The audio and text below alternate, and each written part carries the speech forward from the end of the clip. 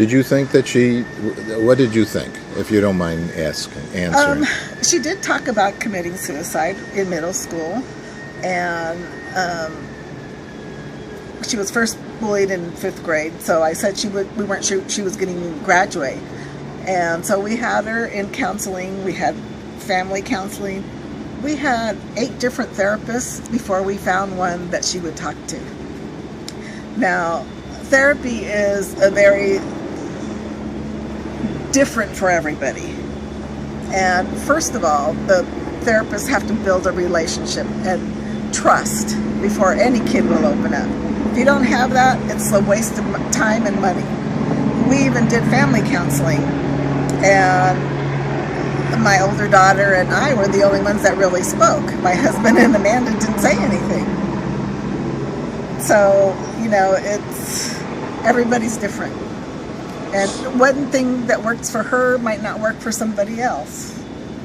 So you did know some stress was happening here. Mm-hmm. You were aware. You were proactive, mm-hmm. and did all you could to try to alleviate the pain and confusion.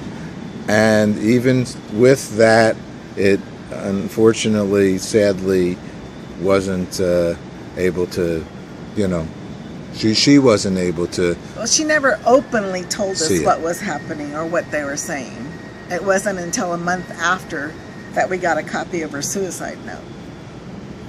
And so the way we found out that she was getting bullied was one day I went to go pick her up at school, and she turned on her phone, and it was like beep, beep, beep. And I'm like, what is that?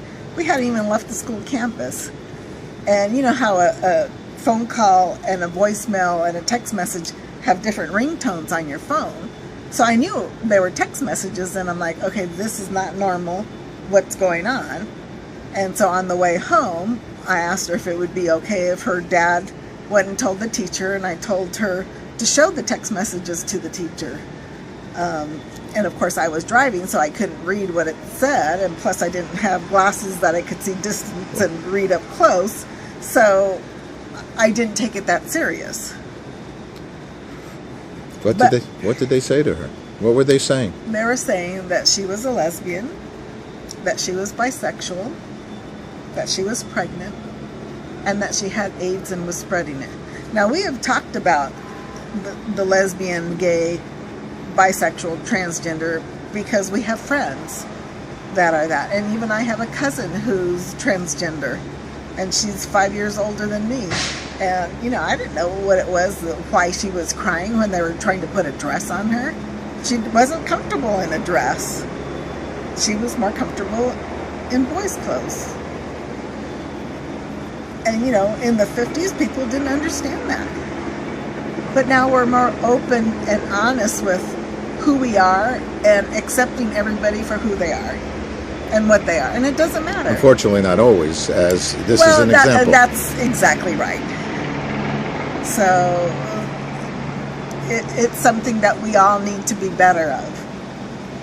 All right. Well, you are helping for us to be better of, because I saw that, you actually you had something on your flyer that actually I didn't know. I know about since you mentioned this, transgender,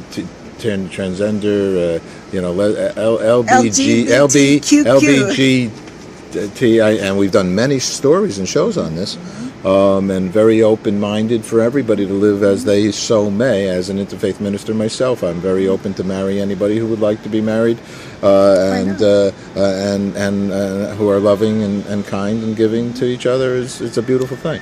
But there was the GG or something at the end of that I had never heard that. What is that? Well, QQ? All right, yeah, what was that? It's I never heard questioning and queer. It's the new civil rights term. Oh, is that terminology. So? All right. So whether it's perceived to be, or if they are, any one of those, now it's considered a hate crime. Well, at least in California it is. Oh, is that so? Okay. Yes. All right. So, and that was because, unfortunately, a kid from California committed suicide after being bullied because he was gay. Oh, Mother Mary, I mother everybody else. And so, all right. Well, you know, you've taken this love of your daughter, and I've seen your positive-minded spirit, and obviously your strength to help others. I even see that you have taken it because you would want your daughter would be wanting you to be doing it. Oh, believe me, it wouldn't be something that I chose for myself, but she kind of pushed me there. Maybe more than you. So, you know, well, us kids, you know, I ran the marathon because I told my daughter I was going to run the marathon. Oh, you know, so, you know, I probably wouldn't have run the marathon except I opened my big mouth. So, to her, and then, you know, you got to do what you said to your kid, because that's one of the important things about being a parent, right? That you have to walk the talk.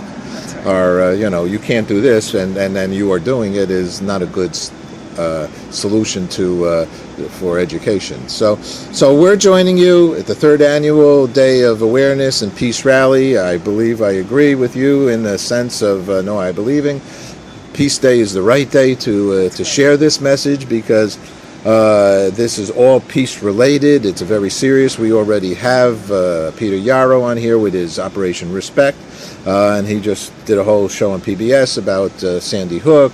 We have David Lynch Foundation having people and young people do the transcendental meditation to calm down and cool out and respect each other. And the Harlem Globetrotters are running around with a basketball in their hand, awesome. And saying, you know, children, be nice to each other, and so many other organizations. So you join a group.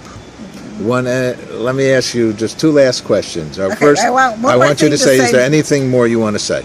One of the things that I do when I go and speak, especially to schools, I not only get everybody in the school, all the students, then I get the teachers, and then in the evening I have the parents. So I can change the climate of a school in one day. So someone that was bullying somebody will go and apologize because I make them cry. I mean, I show them pictures of what Amanda looked like in the hospital, hooked up with the breathing apparatus and everything connected to her, in a neck brace, and, you know, pictures say 1,000 words. They can. And so they get it. So my challenge to everybody is do something nice for somebody every day, for however many people you have that you love and care about. So if there's 4 or 5 or 10, do 4 or 5 or 10 nice things for somebody else. And do it for 21 days. And then it becomes a habit. And that's what I do, challenge everybody to do that and see how it makes you feel. You can make the world within your reach better every single day. My 2 last questions are: 1, what's good news for you? Good news is that we have you guys on board, and so I'm excited to have this grow, and of course that really is my ultimate goal, is world peace.